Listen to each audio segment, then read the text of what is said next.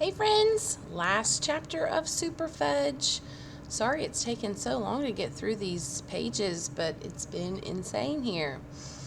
You think all the work that your teachers at Porter's Neck are doing to get ready for you guys to come back. I'm sure they are looking forward to meeting you finally, and I wish I was there to meet you also. All right, last chapter. Chapter 12, Tootsie speaks out. I bet that means she talks. One morning in May, Fudge woke me. "Hurry up, you're going to be late for school." "Go away," I mumbled.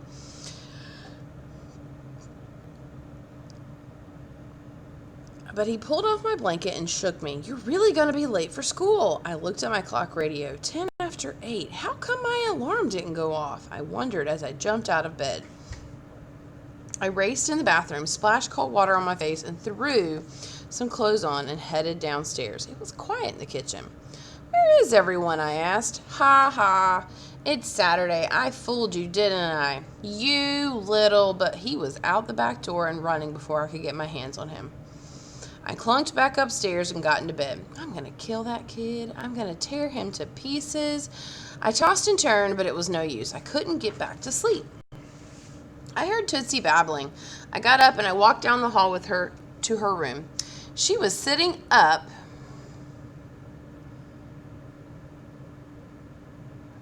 I lost my spot. She was sitting up in her crib, flinging out toys one at a time. She stood up when she saw me and held out her arms. I lifted her out of the crib. "Yuck," I said. "You're smelly." I sat her down to her table, on her table, and changed her diaper. "Yuck," I said again. The worst thing about babies is diapers. I cleaned her up and dumped plenty of powder on her backside. "Yuck," Tootsie said. "That's right," I told her. "Yuck." I carried her down to the kitchen, put her in her high chair, and gave her a bowl of dry cereal to nibble. Fudge peeked in the back door, and as soon as he saw me, he took off again, but this time I chased him. When I caught him, I turned him upside down over my shoulder, and I carried him back into the house.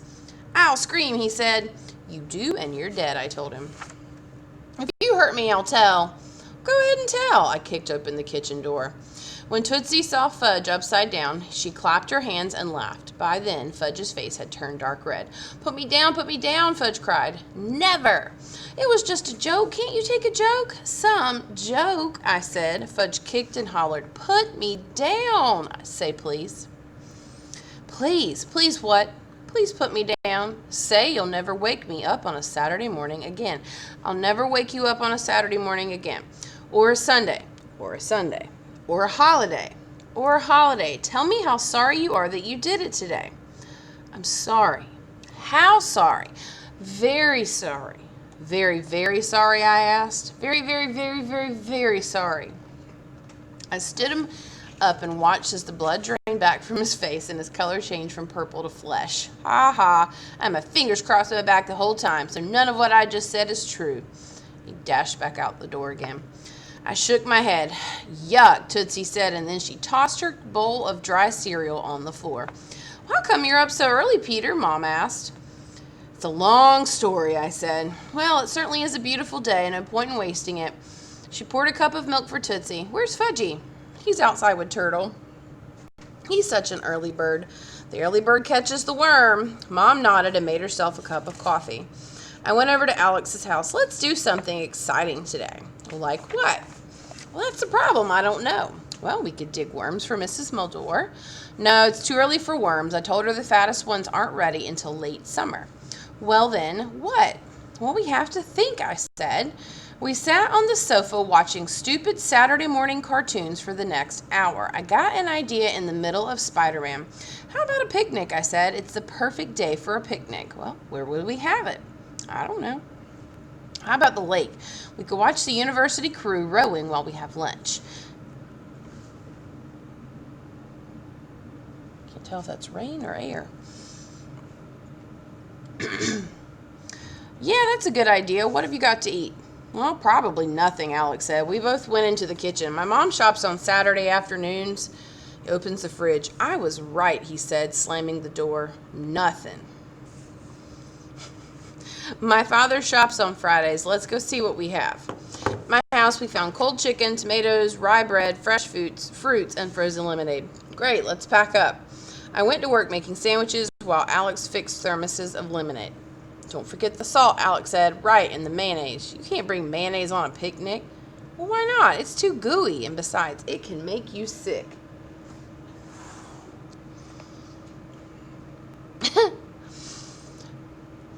But we're not, says who? Says my mother, who once got food poisoning from eating potato salad on a camping trip. But we're not taking potato salad. But it was the mayonnaise in the potato salad that did it. But we're not going camping. We're going to the lake. Well, I don't want any mayonnaise on my food, Alex said. None. Okay, fine. And I spread mayonnaise on my 2 pieces of bread. And don't forget the salt. I took the salt shaker out of the lunch bag. I held it up just to make my point and sprinkled some of it onto Alex's head. I took the salt shaker out of the lunch bag and held it up just to make my point and sprinkled some of it onto Alex's head. Very funny, he said, shaking it off. The screen door slammed. It was Fudge and Turtle. Turtle dove into his water dish and started slurping. What are you doing? Fudge looked around. What does it look like we're doing? Making lunch? That's right, we're going on a picnic. We are? No, not we.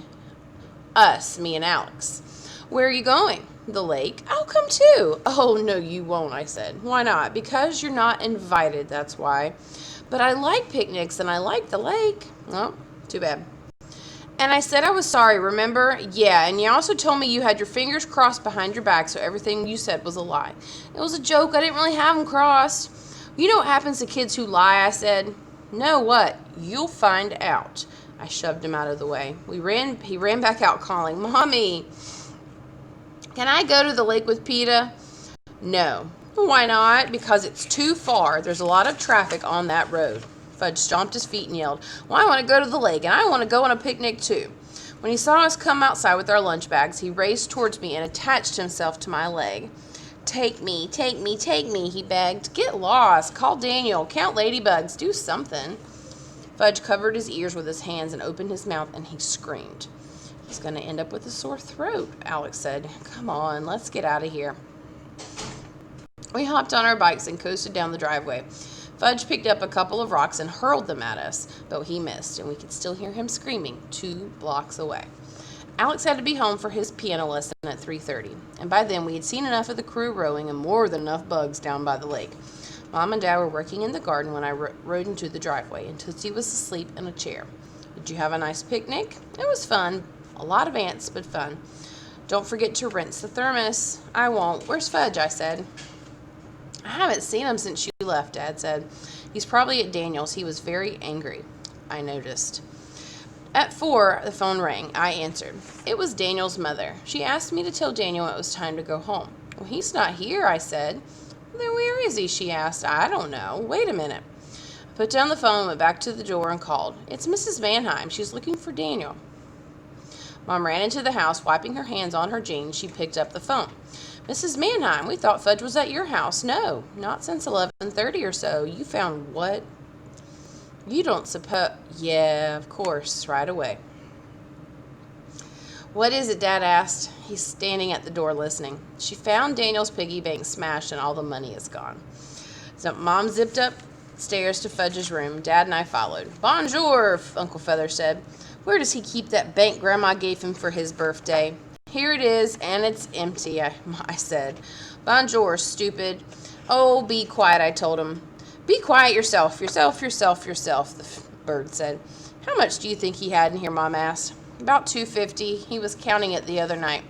So between them, they have close to $7. They're going to run away with $7. They can't get far on $7, I said. Peter, please. A few minutes later, Mrs. Manheim pulled up in a red sports car, and she was wearing cutoffs, a t-shirt that said Ski the Bumps, and sneakers with the toes cut out. Her hair was in one long braid that hung down her back. We think they may have gone to the lake, Dad told her. The lake? Oh my gosh, Daniel can't swim. Neither can Fudge, Mom said. Well, he can doggy paddle, I said. Peter, please. Why would they go swimming in the lake, I said. It's too gloopy for swimming. Peter, please, Dad said. Please what? I said. Please be quiet. We're thinking. Let's not waste any more time. The sooner we start looking, the sooner we might find them. Warren, you go with Mrs. Mannheim. I'll stay here with Peter just in case they try to call us. When they had left, Mom asked me to bring Tootsie inside, and she was still sound asleep on the lounge chair, and I picked her up and carried her in the house. She opened her eyes, and when she first saw me, she smiled and said, "Yuck." At 5, the phone rang. This is it, I thought. It's all over. They found him, splattered across the road. His bike's a mangled mess, or maybe the Princeton crew found him. They've dragged him out of the lake. His face blue and swollen. I felt a lump in my throat. If only I had let him come on that picnic with me, none of this would have happened. And if only I hadn't wanted to kill him when he woke me up this morning, now it was too late. I pictured the funeral, Fudge and Daniel, side by side in a small white coffin. "Peter, would you get the phone?" Mom said. "Hello." I almost couldn't get the words out. How was I going to tell Mom if it was bad news? "Hi, Peter." "Fudge, where are you?" "Guess." "Train station." "Nope." "Bus station." "Nope." "Police station." "Nope." "You give up?" "Yes." "Where are you?" "At Sandy's Bakery." "What?" "Sandy's Bakery. Down by the highway?" "Yes." "You rode all the way to the highway?" "It was easy." "Is Daniel with you?" "Yes." Mom grabbed the phone out of my hand. "Fudgy, my angel, I'm so glad you're all right. We've been so worried. Don't move, not an inch. We'll be right down to get you." I jumped into the car and I arranged Tootsie in her seat and we took off. We found Dad and Mrs. Mannheim driving around by the lake and told them the good news, and they followed us all the way to the traffic circle and the highway. Fudge and Daniel were standing outside the bakery. They looked very small. Fudge was holding a paper bag with Sandy's printed on it. Mom jumped out and hugged Fudge. "I'm so glad to see you." I felt a different kind of lump in my throat this time. "Be careful, Mommy. You'll squish my brownies." When we got back to the house, Fudge settled into Mom's chair. And then we went to the deli and next to Sandy's for lunch, and we shared a pastrami sandwich, and we each had 3 pickles, Daniel added, relaxing, and a cream soda. The parents all sat in a row on the sofa facing the runaways. "You know what you did today was wrong?" "It was inconsiderate and foolish," Dad said. "Not to mention dangerous," Mom added. "And stupid," I said. "And while we're very glad to see you, we're also very angry," Mrs. Mannheim said. "Very, and you'll have to be punished." "Well, what do you suggest?" Dad asked.